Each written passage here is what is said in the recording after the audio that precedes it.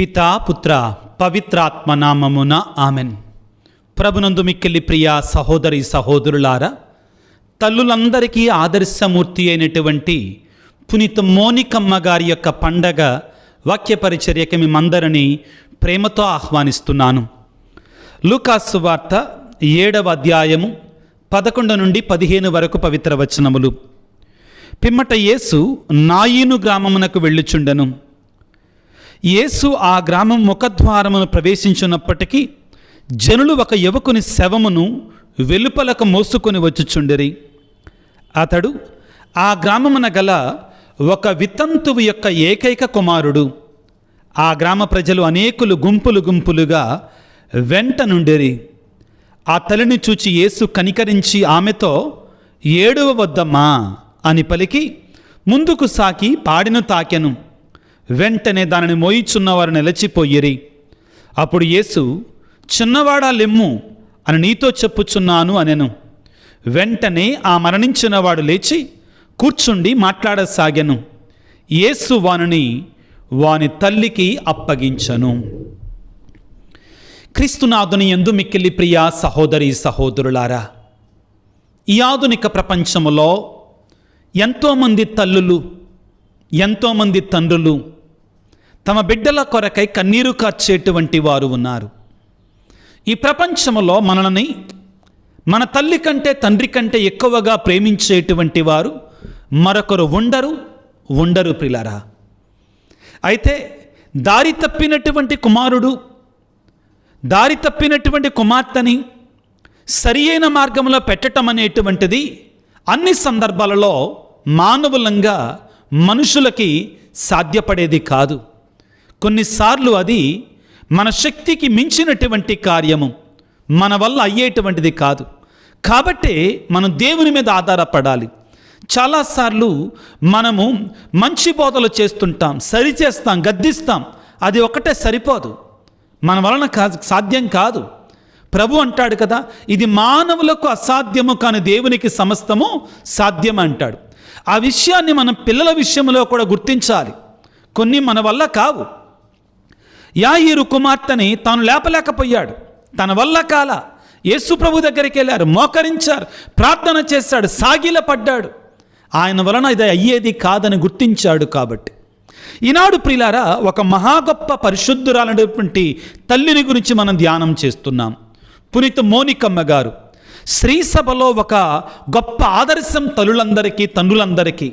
ముఖ్యంగా దారి తప్పినటువంటి పిల్లలని దేవుని చిత్తానుసారముగా మంచి మార్గంలో నడిపించటానికి ఆ మోనికమ్మ గారు చేసినటువంటి ఆ ప్రార్థనా విధానం తల్లులందరికీ, తండ్రులందరికీ కూడా ఒక గొప్ప ఆదర్శం.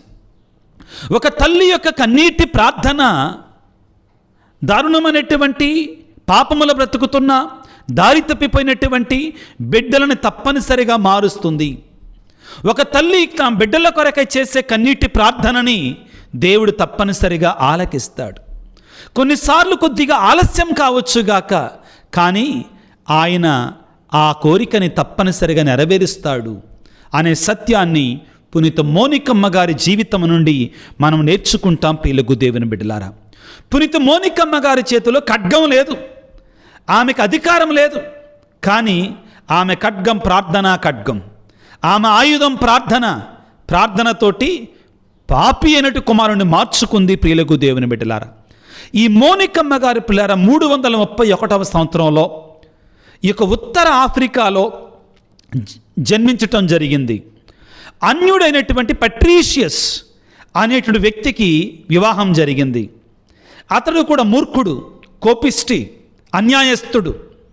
అతడు మారాలని మొదటిగా ప్రార్థన చేసింది ఈ మోనికమ్మ గారు పిల్లారా.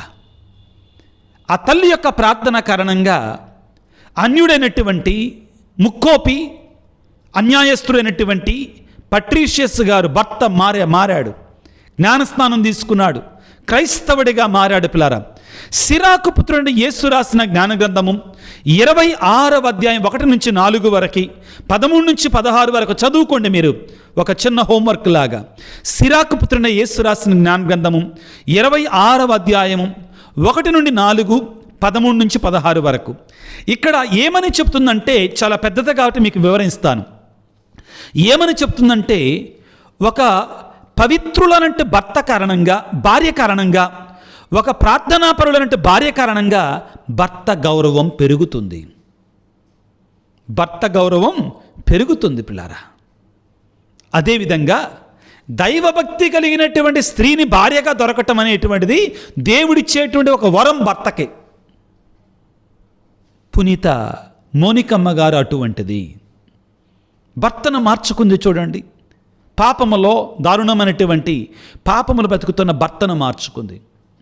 ఆ తరువాత కుమారుని, ఇంకా దారుణమైనటువంటి కుమారుణ్ణి, పాపములో బ్రతుకుతున్న కుమారుణ్ణి మార్చింది. ఆమ్రోస్ బిషప్ గారి దగ్గరికి వెళ్ళి మిలాన్ నగరానికి కొడుకును విడిచిపెట్టలా, ఎక్కడికి వెళితే అక్కడికి వెళ్ళింది. మారే వరకు ప్రార్థన చేసింది. మనలో చాలామంది ఏంటంటే, నేను ప్రార్థన చేశాక దేవుడు నా ప్రార్థన వినేదాకా ప్రార్థన చేయాలి. అది మోనికమ్మ గారు మనకు నేర్పించేది. కొంతమంది 16 సంవత్సరాలు ప్రార్థన చేసిందంటారు, కొంతమంది 35 సంవత్సరాలు ప్రార్థన చేసిందంటారు. నేను అనుకోవటం ఏంటంటే, ఆయనకు 35 సంవత్సరాల వయసు వచ్చే వరకు కూడా ఆయన పాడు జీవితాన్ని జీవించాడు. ఈ తల్లి 16 సంవత్సరాల పాటు ప్రార్థన చేస్తుంది, కుమారుణ్ణి మార్చుకుంది. మొట్టమొదటిగా ఈ పునీత మోనికమ్మ గారి జీవితం నుంచి మనం నేర్చుకోవాల్సింది ఏంటంటే, ఒక తల్లి తన బిడ్డల కొరకై చేసే మంచి ప్రార్థనని దేవుడు తప్పనిసరిగా ఆలకిస్తాడు. దేవుడు తప్పనిసరిగా ఆలకిస్తాడు. పరిశుద్ధ గ్రంథాన్ని పరిశీలించి చూడండి ప్రియులకు దేవుని బిడ్డలారా. తల్లి ఎడతెగక ప్రార్థన చేస్తే ఆ బిడ్డకి దీవెనగా మారుతుంది. మీకందరికీ మరొకసారి చెప్తున్నాను, మన పిల్లలకి మంచి చదువులు చెప్పించాలి, మంచి భవిష్యత్తు ఇవ్వాలి, మంచిగా పెంచాలి. ఇవన్నీ మంచిదే. గొప్ప గొప్ప స్కూల్స్లో చేర్పించాలి, ఖరీదైన స్కూల్స్లో చేర్పించాలి అనుకుంటాం మనం. కానీ వాటన్నిటికంటే కూడా మీరు మీ పిల్లల మీద పెట్టే పెట్టుబడి మీ ప్రార్థన. వాళ్ళ కొరకే మీరు చేసే ప్రార్థనే నిజంగా వాళ్ళకి మీరు పెట్టేటువంటి పెట్టుబడి. ఏమండి, పిల్లవాడు ఎంతో జ్ఞానవంతుడు అయినా కానీ, వినండి, ఎంతో తెలివైనటువంటి వాడు అయినా కానీ జరగకూడదు. ఇలాగా జరగటం లేదా? బాగా చదువుకుంటాడు, యుక్త వయసు వస్తుంది, ఒక వయసు వస్తుంది, ఏదో కారణంగా తెలియకుండా చాలామంది నాకు ఫోన్ చేసేది ఇటువంటిదేనండి. అన్నీ ఉన్నాయి, చదువులు ఉన్నాయి, జ్ఞానం ఉంది, అంతా బాగానే ఉందండి. కానీ ప్రియులారా, ఎందుకో ఆ యువకుడు పనంటే విరక్తత్వం, పని చెయ్యడు, లేజీగా అలా పడుంటాడు. ఏమైనా ఉపయోగం ఉందా? దేవుడు మాత్రమే మార్చగలడు. దేవుడే జ్ఞానానికి ఆధారం. నీవు నేను చేయవలసిందల్లా ఏమిటి అంటే, మనకు చేతనైనటువంటి మార్గంలో, స్థితిలో వాళ్ళకి మంచి భవిష్యత్తునివ్వడానికి మనం ప్రయత్నం చేయటం ఓకే, అది మంచిది కూడా. కానీ పిల్లలు అంతకంటే ఎక్కువగా మన పిల్లల కొరకై మనం ప్రార్థన చెయ్యాలి. రోజులు బాగలా, సమాజం బాగలా, జాగ్రత్త. దేవుని కరములు మోడ్చి ప్రార్థించటం మన పిల్లల కొరకు అన్నిటికంటే ముఖ్యంగా. నేను చాలా కాలేజెస్తో పరిచయం ఉన్నటువంటి వాడిని. వాళ్ళు చెప్తున్నటువంటి కాలేజెస్లో ఆ సిస్టర్స్ కానీ, ఫాదర్స్ కానీ, మేనేజ్మెంట్ కానీ ఎంత స్ట్రిక్ట్గా ఉండడానికి ప్రయత్నం చేసినా కానీ ఈ కాలేజెస్లో జరగకూడని కొన్ని జరిగిపోతూనే ఉన్నాయి. ఎంత ప్రయత్నం చేస్తున్నాను, వాళ్ళు కూడా మనుషులే. కాబట్టి దేవుడు మన బిడ్డలకు తోడుగా ఉండాలని ఎల్లప్పుడూ ప్రార్థన చెయ్యాలి ప్రియులారా. కాబట్టి ప్రభు అంటాడు లూకాసు వార్త 18వ అధ్యాయం 1వ వచనంలో, ఎల్లప్పుడూ ప్రార్థన చేయండి, విసుగు చెందకుండా ప్రార్థన చేయండి. అది మీ బిడ్డల కొరకే చెయ్యండి ప్రియులారా. అన్నిటికంటే ముఖ్యంగా దయచేసి మీ బిడ్డల కొరకే ప్రార్థన చేయండి. ఏదో చేస్తూనే ఉన్నాంగా స్వామి అనమాకండి. మోనికమ్మ గారి ఆదర్శాన్ని తీసుకొని ప్రార్థన చేయండి. యాకోబు పత్రిక 5వ అధ్యాయం 16వ వచనంలో, నీతిమంతుని ప్రార్థన చాలా శక్తివంతమైనది అంటాడు. ముందుగా మనం నీతివంతంగా ఉంటున్నామా లేదా? మనము మన ఉద్యోగం దగ్గర లంచాలు తీసుకుంటా, మనం తప్పుడు దారులు తొక్కుకుంటా మన పిల్లలను దేవుడు దీవించాలని ప్రార్థన చేస్తే కుదరదో, అది కుదరదండి. కాబట్టి ఏమంటాడండి యాకోబు పత్రికలో 5వ అధ్యాయం 16 నీతివంతంగా ఉంటూ ప్రార్థన చేయాలి. నీతిమంతుని ప్రార్థన గొప్ప శక్తి కలిగినటువంటిది. మొదటి తెస్సలోనిక పత్రిక 5వ అధ్యాయం 17వ వచనము, ఎడతెగక ప్రార్థన చెయ్యండి. ప్రియులారా, ఈ ఆధునిక ప్రపంచములో, ఈ సమస్యల వలయములో, ఈ వ్యసనాలు ఎటు చూసినా కానీ సాతానుడు నెట్టుటువంటి పొంచి ఉన్నాడు. పేతురు గారు రాసిన లేఖలో పలికినట్లుగా, ఇదిగో పొదల మాటున మక్కి గర్జించు సింహములాగా ఎదురు చూస్తున్నాను అంటున్నాడు. మన పిల్లలు కాపాడబడాలి అంటే తల్లి తండ్రి ప్రార్థనే వాళ్ళకి రక్షణ. అవును ప్రియులారా, నీ ఆస్తులు నీ అంతస్తులు వాడికి ఎంత పెట్టినా కానీ, కొన్నిసార్లు అన్యాయంగా కూడబెట్టి వీళ్ళు ఇంకా ఇంకా కూడబెట్టాలనుకున్నా కానీ వాడు ఒకవేళ క్రమమైనటువంటి వ్యక్తి కాడనుకో, నువ్వు కూడబెట్టినంతా కూడా ఒక సంవత్సరంలో నాశనం చేయగలడండి. కాబట్టి దయచేసి తల్లిదండ్రులారా, మోనికమ్మ గారి ఆదర్శాన్ని అనుసరించి మన పిల్లలు దీవించబడాలి, మన బిడ్డలు ఆశీర్వదించబడాలి, మన పిల్లలపై దేవుని యొక్క కృప సమృద్ధిగా ఉండాలి. అది కావాలంటే మన యొక్క ప్రార్థనే అన్నిటికంటే ముఖ్యం ప్రియులారా. ఇంకొక అడుగు ముందుకు వేసి, ఇంకొక మెట్టు పైకి ఎక్కి కన్నీటి ప్రార్థన. కన్నీటి ప్రార్థన మహాశక్తివంతమైంది. బైబిల్లో చూడండి ప్రియులారా, ఈనాడు యేసు ప్రభు నాయీను గ్రామమునకు వెళుతున్నాడు. గ్రామం బయట నుండి లోపలికి వెళుతున్నాడు. ముఖద్వారం దగ్గర లోపల నుంచి చచ్చిపోయిన శవాన్ని మోసుకొని వస్తున్నారు. ఆ శవం ప్రక్కన చాలామంది ఉన్నారు. యేసయ్య వాళ్ళందరినీ చూడలా. ఒకే ఒక వ్యక్తి మీద ఆ యేసయ్య దృష్టి ఉంది. ఎవరి మీద? మరణించినటువంటి ఆ యొక్క యువకుని యొక్క తల్లి యొక్క కన్నీటిని చూచాడు. వాక్యం అక్కడుంది. ఏమంటాడండి? లూకాసు వార్త 7వ అధ్యాయం 13వ వచనము, ఆ తల్లిని చూచి యేసు కనికరించి ఆమెతో ఏడవవద్దమ్మా. చాలామంది ఉన్నారు కదా. కాబట్టి నీ ప్రార్థన, నీ కన్నీటి ప్రార్థన దేవునికి ముఖ్యం. నీ బిడ్డల కొరకై నువ్వు చేస్తున్న ప్రార్థన ముఖ్యం. నీ కన్నీటి ప్రార్థన ముఖ్యం. కన్నీటి ప్రార్థన మహాశక్తివంతమైంది, ముఖ్యంగా బిడ్డల కొరకై. సమూయేలు మొదటి గ్రంథంలో 1వ అధ్యాయంలో ఒక తల్లి కన్నీటితో ప్రార్థన చేసింది. బిడ్డలు లేనప్పుడు దేవుడు ఆలకించాడు ఆ కన్నీటి ప్రార్థనని. అవును ప్రియులారా, దావీదు పాపము చేసినప్పుడు కన్నీటితో ప్రార్థన చేశాడు. తల్లి యొక్క కన్నీటి ప్రార్థన బిడ్డల జీవితాలను కడుతుంది, నిలబెడుతుంది, మారుస్తుంది. కీర్తన 56:8, 56వ కీర్తన 8వ వచనంలో దేవుడట తన భక్తుల యొక్క కన్నీటిని సీసాలో విలువైనటువంటివి సమాధానాన్ని ఇస్తాడు, జవాబునిస్తాడు. దర్శన గ్రంథము 21వ అధ్యాయం 4వ వచనములో ఆయన వారి కన్నీళ్లను తుడిచివేస్తాడు. నీ కన్నీటిని తుడిచివేస్తాడు ఆ దేవుడు. యోహాను సువార్త 16వ అధ్యాయం 20వ వచనములో మీ దుఃఖమును ఆనందముగా మారుస్తాడు. ప్రియమైన తల్లి, ప్రియమైన తండ్రి, నువ్వు ప్రార్థన చేయగలిగితే నా ఏనువి తంతువు ఏ విధంగా కన్నీటితో ఉందో నీవు కూడా అదే విధముగా కన్నీటితో నీ బిడ్డల కొరకే ప్రార్థన చేస్తే నీ కన్నీటిని ఆయన నాట్యముగా మారుస్తానంటున్నాడు. నీ బిడ్డలను దేవుడు దీవిస్తానంటున్నాడు. నీ బిడ్డలను దేవుడు ఆశీర్వదిస్తానంటున్నాడు. మరి నువ్వు సిద్ధంగా ఉన్నావో ప్రార్థన చేయటానికి? ఈ రోజున ఒక తీర్మానాన్ని చేసుకో. నా బిడ్డల కొరకై నేను ప్రార్థనని ఆపనుగాక ఆపను అని చెప్పు. ప్రియులారా, తల్లిదండ్రులారా, కొంతమంది అయ్యో మా పిల్లవాడు మా పాప వెళ్ళిపోయిందండి, ఇంకా అమ్మో ఇంకా అయిపోయింది అంటున్నారు. నో, ఆశ వదులుకోమాకండి, ఆశ వదలమాకండి. అగస్తీని గారి కొరకై మోనికమ్మ ఆశ విడవకుండా, నిరీక్షణ విడవకుండా ప్రార్థన చేస్తుంది. ఊరికే తొందరపడమాకండి, నిర్ణయం తీసుకోమాకండి అయిపోయిందని. దేవుడు బలపరుస్తాడు, అద్భుతాలు చేస్తాడు నీ జీవితంలో, నీ బిడ్డల జీవితంలో. మోనికమ్మ గారి పిల్లారా, కుమారుడు ఇంటి నుండి వెళ్ళిపోయాడు. 35 సంవత్సరాల వయసు లోపులోనే అసలు అన్ని రకాల పాపాలలో పడిపోయాడు. దైవానికి వ్యతిరేకంగా సాతాను ప్రార్థనలు, సాతానుడు దేవుడు సమానం అనేటువంటి సిద్ధాంతాలు, అన్ని రకాల గర్వం, నేను తెలివైనటువంటి వాడినని, శారీరక క్రియల్లో మునిగిపోయాడు.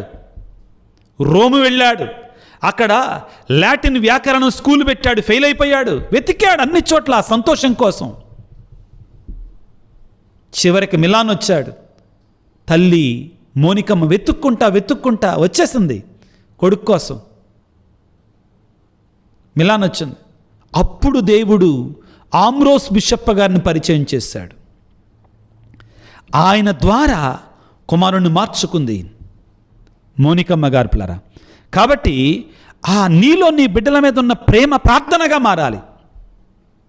అవును ప్రియులారా, నీ బిడ్డల మీద ఉన్న ప్రేమ ప్రార్థనగా మారాలి. అప్పుడు అద్భుతాలు చూస్తావు. ప్రియులకు దేవుని బిడ్డలారా, గుర్తుంచుకో, ఒక మంచి తల్లిగా, ఒక మంచి తండ్రిగా నువ్వే నీ బిడ్డకి మొదటి గురువు. Family charity begins at home అని అంటారు కదా. ప్రేమ కుటుంబంలో ప్రారంభం కావాలి. ప్రార్థన కుటుంబంలో ప్రారంభం కావాలి. దేవుని మీద ఆధారపడతాం కుటుంబంలో ప్రారంభం కావాలి. అప్పుడు అద్భుతాలు చూస్తాం, ఆశ్చర్యకార్యాలు చూస్తాం. ప్రియులరా, దేవుడు తప్పనిసరిగా మనను వింటాడు. నీవే నీ బిడ్డలకి మొదటి గురువు కావాలి. సామెతల గ్రంథము 22వ అధ్యాయం 6వ వచనములో తండ్రితో చెప్తున్నాడు, నీవు బాలునికి తగినటువంటి మార్గమును నేర్పించుము. మన ఆదర్శమే బిడ్డలకి మార్గంగా ఉండాలి. కానీ ఆధునిక ప్రపంచంలో మన జీవితం బాగలేదు. పిల్లలు మన కళ్ళు చూస్తున్నారు, పసిగడుతున్నారు. అంటే దొంగతనంగా చేయమని కాదు అనేది, మార్చుకో నీ జీవితాన్ని. నీ ప్రార్థనే నువ్వు మోకరించి ప్రార్థన చేయగా నీ కుమారుడికి తెలియనటువంటి, నీ కుమార్తెకు తెలియనట్టు మార్పు వస్తుంది. వాళ్ళు కూడా ప్రార్థన చేస్తారు. నీ ఆదర్శం కావాలి, మోనికమ్మ గారి ఆదర్శం వలె. ప్రియులకు పౌలు గారు తిమోతికి రాసిన లేఖలో ఒక మాట చెప్తాడు. 2వ తిమోతికి రాసిన లేఖ, తిమోతికి రాసిన 2వ లేఖ 1వ అధ్యాయం 5వ వచనములో పౌలు గారు తిమోతిని అభినందిస్తూ ఏమంటాడంటే, ఇదిగో నీ అమ్మమ్మ లోయలో, నీ అవ్వ లోయలో ఉన్నటువంటి విశ్వాసం, నీ తల్లి యూనికేలో ఉన్నట్టు విశ్వాసం నీలో కూడా నాకు కనబడుతుంది. ఇది మన గురించి చెప్పగలగాలి. నీ కుమారుడు గురించి ఎవరైనా మాట్లాడేటప్పుడు, అబ్బాయి నువ్వు కూడా మీ అమ్మా నాన్నలాగానే చాలా భక్తి కలిగినటువంటి వాడివయ్యా, మీ అమ్మా నాన్నలాగానే చాలా క్రమశిక్షణ కలిగినటువంటి వాడివయ్యా, పద్ధతి కలిగినటువంటి వాడివయ్యా అనగలిగారనుకో, ఎంత గొప్ప ప్రియులారా. నన్ను చూసి, అయ్యా మీ అమ్మ ఎడతెక్క ప్రార్థన చేసేది, గుడికొచ్చేది. నాకు ఈ మోనికమ్మ గారంటే ప్రాణం అండి. ఎందుకంటే నన్ను కూడా మా అమ్మ అట్నే మార్చింది. చిన్నపిల్లోడప్పుడు నేను బాగా తుంటరోండి. చిన్నపిల్లోడప్పుడు అన్నీ ప్రయత్నం చేసేవాడిని, అన్ని దూల పనులు. ఒక 7-8 తరగతుల కల్లా మార్చేసింది ఇంకా అమ్మ ప్రార్థన. ఆ తల్లి మోకాళ్ళ ప్రార్థనే నన్ను కాపాడింది. మా నాన్న మొదటి నుంచి హైందవుడైనా కానీ వివాహమైన తర్వాత చాలా భక్తితో ఉండేవాడండి. దివ్యబలి పూజ మానుకునేవాడు కాదు. ప్రార్థన అదే మన బిడ్డలకి రక్షణ ప్రియులారా, అదే మన బిడ్డలకి దీవెన, ఆశీర్వాదం ప్రియులకు దేవుని బిడ్డలారా. తల్లులారా, తండ్రులారా, మీకు అందరికి ఒక మాట చెప్పాలి. ఏంటంటే, పిల్లవాడు వెంటనే మారడం లేదని, పాప వెంటనే మారడం లేదని కంగారు పడమాకండి.